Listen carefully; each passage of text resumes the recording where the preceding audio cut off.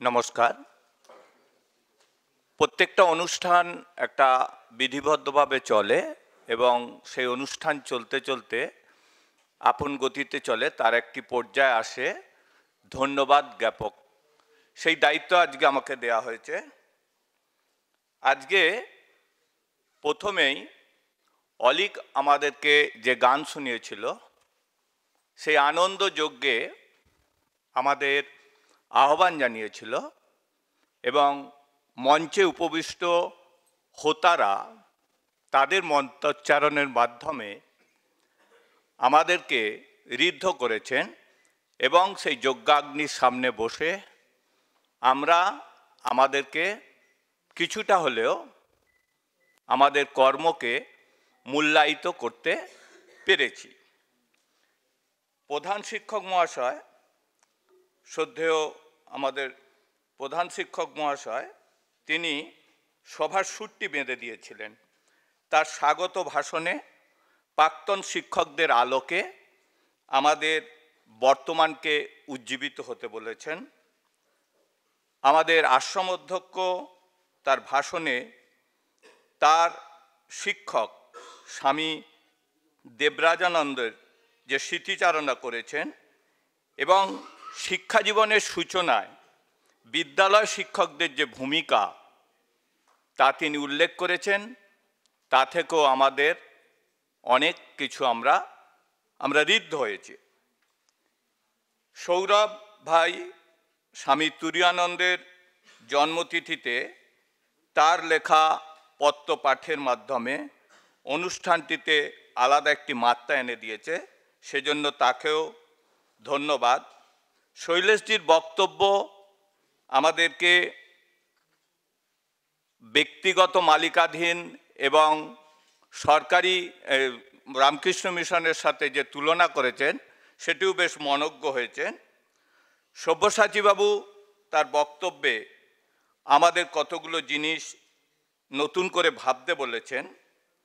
অর্থ সর্বস্ব সমাজ ব্যবস্থায় শিক্ষকদের কাছে একটা নতুন চ্যালেঞ্জ, কিভাবে তারা ছাত্রকে মানুষ করবে বা কিভাবে পথ দেখাবে।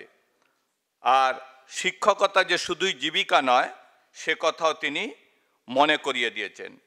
আরেকটি তার বক্তব্যের যে মূল বিষয় ছিল যে মূল্যায়ন কিন্তু অফিসিয়াল না হলেও আনঅফিসিয়ালভাবে আমরা কিন্তু প্রতিনিয়ত প্রতিটি শিক্ষক কিন্তু ছাত্রদের দ্বারা আমরা মূল্যায়িত হয়ে থাকি। সেই জন্যই আমাদের প্রধান শিক্ষক মহাশয় প্রথমেই বলেছেন আমাদের প্রাক্তনদের কথা, প্রাক্তন শিক্ষকদের কথা, সেটা কিন্তু ছাত্রদের দ্বারা মূল্যায়িত, সেটা অফিসিয়াল নয়, সেটা প্রচলিত হয়ে গেছে। আর একটা জিনিস যেটা আমি বলতে চাই, সব্যসাচীবাবুর বক্তব্যের রেশ টেনে, যে আমাদের শিক্ষায়তনকে অচলায়তন করে তুললে হবে না। এখানে যেমন সুভদ্রদের মতো ভীতদের মনে সাহস জোগাতে হবে, আবার পঞ্চকদের মতো প্রশ্নবাণে জর্জরিত, যেটা মূল্যায়নের কথায় আসছিল, তাদের প্রশ্নেরও কিন্তু আমাদেরকে উত্তর দিতে হবে। সর্বশেষে আমি শ্রদ্ধা জানাই স্বামী দেবরাজানন্দ মহারাজকে। শিক্ষকতা যে বোঝা নয়, সেটা এই পেশা নয়, সেটা সেবা, সেটা মনে আমরা খুব প্রাচীনের দিকে বুনো রামনাথের কথা যদি আমাদের স্বল্পতম স্মরণে থাকে, সেখান থেকেও কিন্তু আমরা জানতে পারি যে সেটা সেবাই। আর অন্তরের স্বতঃস্ফূর্ততা হচ্ছে শিক্ষকতার ক্ষেত্রে একটি সবচেয়ে বড় গুণ এবং বড় জিনিস। আচার্য শব্দের যে অর্থ তিনি আমাদেরকে বললেন, সত্যি সেটা আমাদের প্রত্যেকের মনে রাখা দরকার।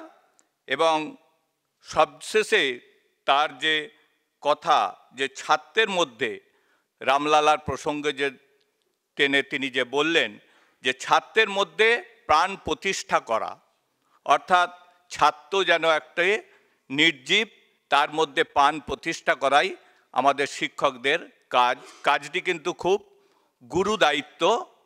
সেটা আমরা আমাদের যেটা বলছিলাম যে আমাদের এই যজ্ঞাগ্নির সামনে এই হোতাদের দ্বারা আমরা অনুপ্রাণিত হয়ে আগামী দিন যাতে আমরা করতে পারি, আজকের এই সম্মেলনের বা এই রিট্রিটে আমরা নতুন করে যেন অনুপ্রাণিত হই, এই প্রার্থনা করে আমরা সকল মঞ্চ উপবিষ্ট সকলকে শ্রদ্ধা এবং প্রণাম জানিয়ে শেষ করি।